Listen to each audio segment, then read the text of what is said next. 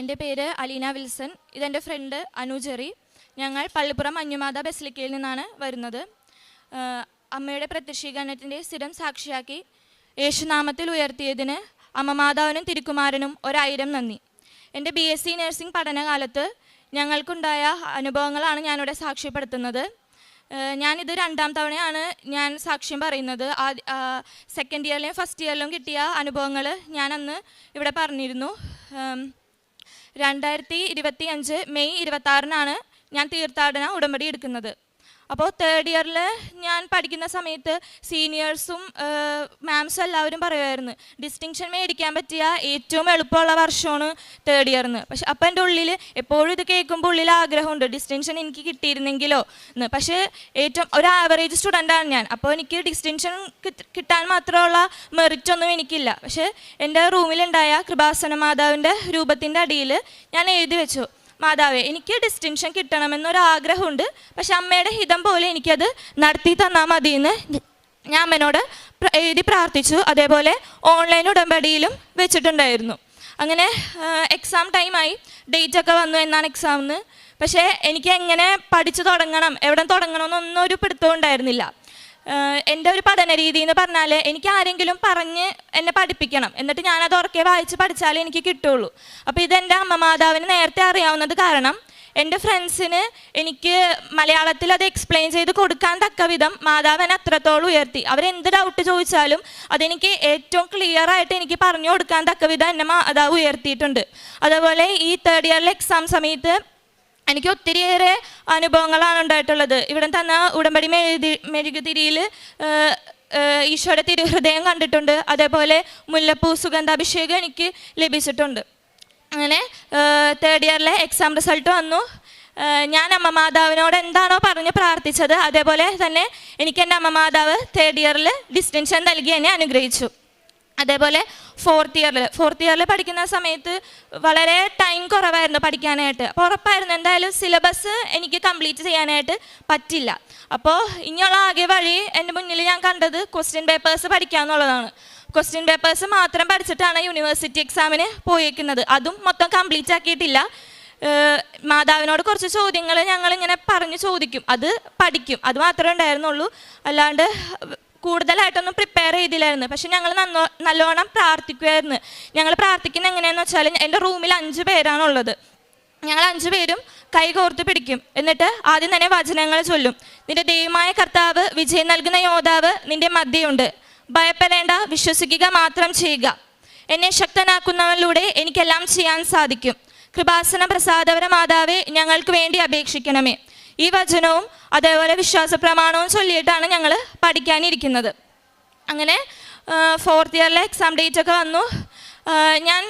ഞങ്ങൾ എപ്പോഴും എക്സാമിന് പോകുന്നത് എങ്ങനെയാണെന്ന് വെച്ചാൽ രാവിലെ എൻ്റെ അമ്മയും ഉടമ്പടി എടുത്തിട്ടുള്ളതാണ്. അപ്പോൾ അമ്മേനെ വീഡിയോ കോൾ ചെയ്തിട്ട് പ്രാർത്ഥിക്കാറുണ്ട്. ആ സമയത്ത് ഞങ്ങൾ ഉടമ്പടി തിരി കത്തിച്ച് വെച്ചിട്ടാണ് പ്രാർത്ഥിക്കുന്നത്. ആ സമയത്ത് അമ്മ അടയാളമായിട്ട് തിരി വലിയ ആളി ഇങ്ങനെ കത്താറുണ്ട്, അമ്മ അടയാളം തന്ന്. അതേപോലെ എൻ്റെ അമ്മ ഉടമ്പടി തൈലം എൻ്റെ നെറ്റിയിൽ പൂശി പ്രാർത്ഥിക്കും. അതേപോലെ എൻ്റെ ഫ്രണ്ട്സിനും ഞാൻ ഉടമ്പടി നേർച്ച വസ്തുക്കളും ഉപയോഗിച്ച് കൊടുക്കാറുണ്ട്. ഞങ്ങൾ എക്സാം സെൻറ്റർ വരെ നടന്നു പോകുന്നത് വിശ്വാസ പ്രമാണവും പ്രത്യക്ഷീകരണ പ്രാർത്ഥനയും ചൊല്ലിയിട്ടാണ് എക്സാം സെൻറ്റർ വരെ നടക്കുന്നത്. അതേപോലെ അവിടെ ചെന്നിട്ടും എക്സാം സെൻറ്ററിൻ്റെ പുറത്ത് ആരും ചവിട്ടാത്തൊരിടത്ത് പോയിട്ട് ഉപ്പിട്ട് ഞങ്ങൾ പ്രാർത്ഥിക്കാറുണ്ട്. എൻ്റെ മാതാവ് ഈ ഒരു എക്സാം ഇനി 2ാമത് ഞങ്ങളെ കൊണ്ട് എഴുതിക്കാൻ ഇടവരുത്തല്ലേ എന്ന് പറഞ്ഞിട്ടാണ് പ്രാർത്ഥിച്ചാണ് ഞങ്ങൾ എക്സാം സെൻറ്ററിലോട്ട് കയറുന്നത്. അതേപോലെ എക്സാം കഴിഞ്ഞ് തിരിച്ചു വരുമ്പോഴും പ്രത്യക്ഷീകരണ പ്രാർത്ഥന ചൊല്ലി ഏത് എക്സാമാണോ ഒന്ന് കഴിഞ്ഞത് ആ ബുക്ക് ഉടമ്പടി പത്രത്തിൽ പൊതിഞ്ഞ് ഞങ്ങൾ മാറ്റിവെക്കും. ഈ എക്സാം ഇനി എഴുതിക്കരുതെന്ന് പറഞ്ഞ് ഞങ്ങൾ എക്സാം അറ്റൻഡ് ചെയ്യുന്നത് ബുക്ക്ലെറ്റിൽ തൈലം പൂശിയും അതുപോലെ ഉടമ്പടി വസ്തുവായ ഉപ്പും ഇട്ടിട്ടാണ് എക്സാം എഴുതാനിരിക്കുന്നത്. അങ്ങനെ 4th ഇയറിലെ കമ്മ്യൂണിറ്റി എന്ന് പറഞ്ഞിട്ടുള്ളൊരു എക്സാം ഉണ്ട്. ആ എക്സാമിന് എനിക്ക് വലിയ കോൺഫിഡൻസ് ഇല്ലായിരുന്നു. ഞാൻ എങ്ങനെ എനിക്ക് എഴുതാൻ പറ്റുമെന്നോ ഒരു പിടുത്തവും ഇല്ലായിരുന്നു. ഞാൻ എക്സാമിന് ഇരുന്നു.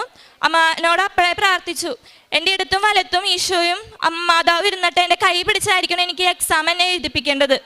ഞാൻ ക്വസ്റ്റ്യൻ പേപ്പർ കിട്ടിയപ്പോൾ എനിക്ക് ആകെ അറിയാവുന്നത് 3 ചോദ്യങ്ങൾ എനിക്ക് അറിയാവുന്നുള്ളൂ. ഇതും കൊണ്ട് എനിക്ക് എന്തായാലും പാസ്സാകാൻ പറ്റത്തില്ല. ഞാൻ ഇതേപോലെ തന്നെ മാതാവിനോട് പ്രാർത്ഥിച്ചു, എൻ്റെ കൈ പിടിച്ച് എഴുതിക്കണം.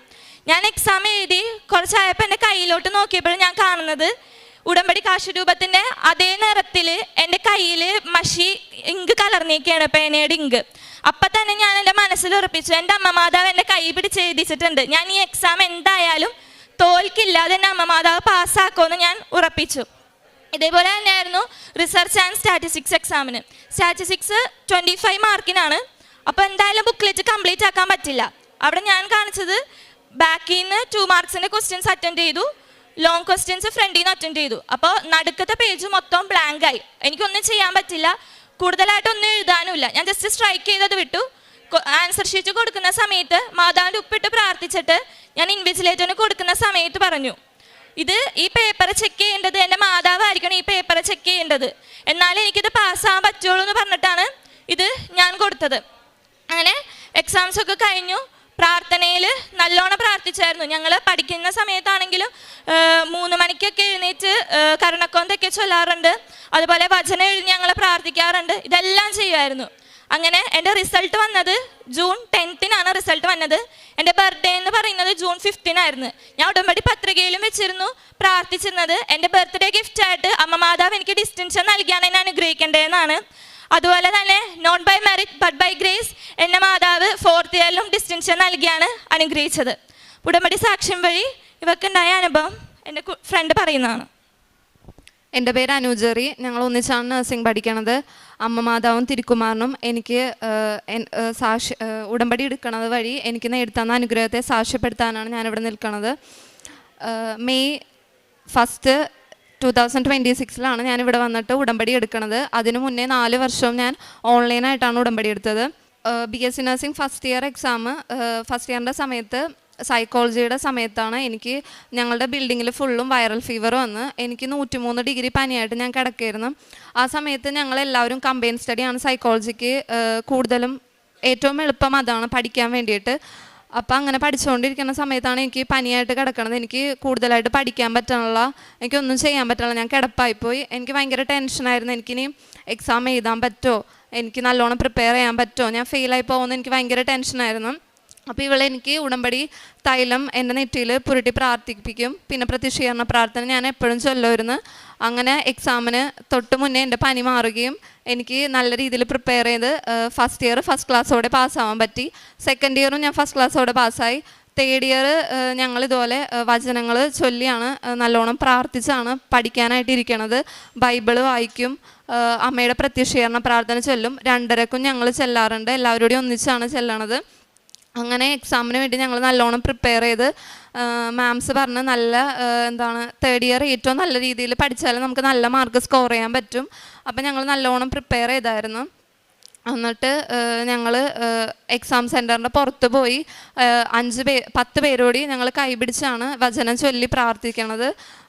അവിടെ ആരും ചവിട്ടാത്ത രീതിയിൽ ഉടമ്പടി വസ്തുക്കൾ ഞങ്ങളവിടെ ഉപ്പിട്ടിട്ട് പ്രാർത്ഥിച്ചിട്ടാണ് സെൻറ്ററിൽ കയറണത്.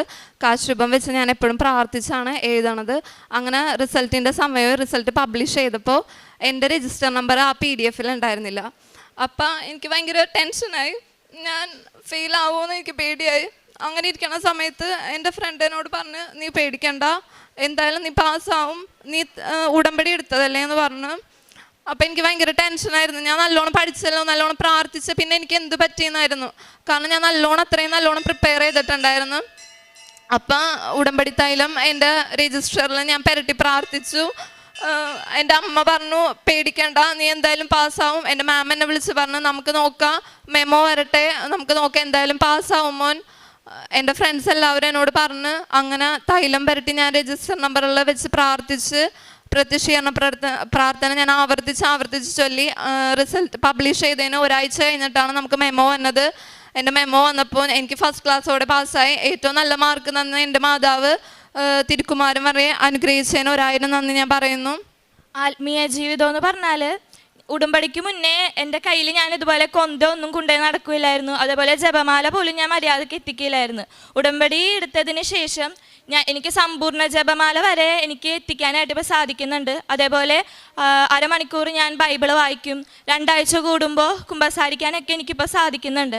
കാരുണ്യപ്രവൃത്തി എന്ന് പറഞ്ഞാൽ ഹോസ്റ്റലിലായിരിക്കുന്ന സമയത്ത് എനിക്ക് ഒന്നും അധികം ചെയ്യാൻ പറ്റുന്നില്ലായിരുന്നു. അപ്പോൾ നാട്ടിൽ വരുമ്പോൾ എൻ്റെ അമ്മയും ഉടമ്പടി എടുത്തിട്ടുണ്ട്. അപ്പം ഞാൻ അമ്മയുടെ ഒപ്പം പോയിട്ട് മെൻ്റലി റിട്ടയർഡ് ആയിട്ടുള്ളവരെയൊക്കെ പോയിട്ട് കാണും. അവർക്ക് ഭക്ഷണം കൊടുക്കുകയും അവരോടൊപ്പം സമയം ചെലവഴിക്കുകയും ചെയ്തിട്ടുണ്ട്. അതുപോലെ ഹോസ്പിറ്റൽസിൽ പോയിട്ട് പൊതിച്ചോറൊക്കെ കൊടുക്കാറുണ്ട്. പിന്നെ പ്രേക്ഷിത പ്രവർത്തനം എന്ന് പറഞ്ഞാൽ ഇവിടെ നിന്ന് മലയാള പത്രവും അതുപോലെ തെലുങ്ക് പത്രവും വാങ്ങിച്ചിട്ട് എൻ്റെ ഫ്രണ്ട്സിന് കൊടുക്കും. അതേപോലെ കർഷരൂപത്തിൻ്റെ ലോക്കറ്റും അവർക്കൊക്കെ കൊടുക്കാറുണ്ട്. ഇതുപോലെ ഇനിയും ഒത്തിരി ചെറുതും വലുതായിട്ടുള്ള അനുഗ്രഹം എൻ്റെ മാതാവ് എനിക്ക് തന്നിട്ടുണ്ട്. ഇനിയും എന്നെ പ്രത്യക്ഷീകരണത്തിൻ്റെ സാക്ഷിയാക്കി ഉയർത്തണമെന്ന് പറഞ്ഞുകൊണ്ട് നിർത്തുന്നു. ജെറമിയ പ്രവാചകന്റെ പുസ്തകം 33-ാം അധ്യായം 3 മുതലുള്ള വാക്യങ്ങൾ. എന്നെ വിളിക്കുക, ഞാൻ മറുപടി നൽകും. നിന്റെ ബുദ്ധിക്കതീതമായ മഹത്വം, നിഗൂഢമായ കാര്യങ്ങൾ ഞാൻ നിനക്ക് വെളിപ്പെടുത്തും. പരിശുദ്ധ അമ്മയുടെ പ്രത്യക്ഷീകരണ സാക്ഷിയായിട്ട് അലീന വിൽസണും അനുജറിയും തൻ്റെ അനുഭവ സാക്ഷി നമുക്ക് മുമ്പിൽ പങ്കുവെക്കുകയായിരുന്നു. ഈ മക്കളുടെ വാക്കിൽ തന്നെ നമുക്ക് ബോധ്യമുണ്ടായിരുന്നു എപ്രകാരം ഉറച്ച വിശ്വാസത്തോടു കൂടിയാണ് പരിശുദ്ധ അമ്മയോട് ചേർന്നുകൊണ്ടും പ്രാർത്ഥനകളോടും വിശുദ്ധ വസ്തുക്കളോടൊക്കെ ചേർന്നുകൊണ്ട് തങ്ങളുടെ ജീവിതത്തെ അവർ ക്രമപ്പെടുത്തി എന്നുള്ളത്. അതുതന്നെയാണ് ഈ മക്കൾ കടന്നുപോയ ജീവിതാവസ്ഥകളിലും പഠനത്തിൻ്റെതായ കാര്യങ്ങളും പരിശുദ്ധ അമ്മയുടെ വലിയ ഇടപെടൽ നമുക്ക് ഈ മക്കളുടെ വാക്കിൽ തന്നെ കാണുവാനും കേൾക്കുവാനും സാധിക്കുകയുണ്ടായത്. ചില സെമസ്റ്ററിലൊക്കെ കടന്നു പോകുന്ന വിഷയങ്ങളും കമ്മ്യൂണിറ്റി എക്സാം ആണെങ്കിലും എക്സാമിനുള്ള കാര്യങ്ങൾ പരിശുദ്ധ അമ്മയുടെ സമർപ്പിക്കുമ്പോഴും അത് ഒത്തിരിയേറെ ബുദ്ധിമുട്ടുകളിലേക്ക് പഠിക്കാൻ തന്നെ പാടായിട്ട് മാറുമ്പോഴും അത് പൂർണ്ണമായിട്ടും പരിശുദ്ധ അമ്മ ഞങ്ങളെ സഹായിക്കും. പരിശുദ്ധ അമ്മയാണ് ഞങ്ങൾക്ക് മാർക്ക് നൽകി അനുഗ്രഹിക്കുന്നത് എന്നിവയുടെ വാക്കുകൾ അത് പൂർണ്ണമായിട്ടും വിശ്വാസത്താൽ പറയുന്ന ഒന്നുകൂടിയാണ്. ഇനി മുമ്പോട്ടുള്ള ഇവരുടെ ജീവിതത്തിൽ പരിശുദ്ധ അമ്മയുടെ പ്രത്യക്ഷീകരണത്തിൻ്റെ സാക്ഷികളായിട്ട് ഇവരെ ഇനിയും മാറ്റണമേ എന്നും ഇവരുടെ ജീവിത പ്രവൃത്തികളിലും നന്മകളിലും പരിശുദ്ധ അമ്മയുടെ പ്രത്യക്ഷീകരണ സാക്ഷികളായിട്ട് ഇനിയും ഈ അൾത്താരക്കുമ്പിൽ സാക്ഷ്യം പറയാൻ പരിശുദ്ധ അമ്മ ഇവരെ അനുഗ്രഹിക്കട്ടെ എന്ന് നമുക്ക് പ്രാർത്ഥിക്കാം. ഒപ്പം ഇത് കേൾക്കുന്ന നമ്മുടെ ഓരോരുത്തരുടെയും നിയോഗങ്ങളിലും ആവശ്യങ്ങളിലും നമ്മൾ എന്തെല്ലാം ആവശ്യങ്ങളായിട്ടാണ് ഈ അൾത്താരക്കുമ്പിൽ വന്നിരിക്കുന്നത് അവിടെ എല്ലാം പരിശുദ്ധ അമ്മയുടെ ഇടപെടലിലൂടെ പരിശുദ്ധ അമ്മയുടെ പ്രത്യക്ഷീകരണത്തിൻ്റെ സാക്ഷികളായിട്ട് നമ്മളെയും ഉയർത്തട്ടെ എന്ന് നമുക്ക് ഓരോരുത്തർക്കും പ്രാർത്ഥിക്കാം.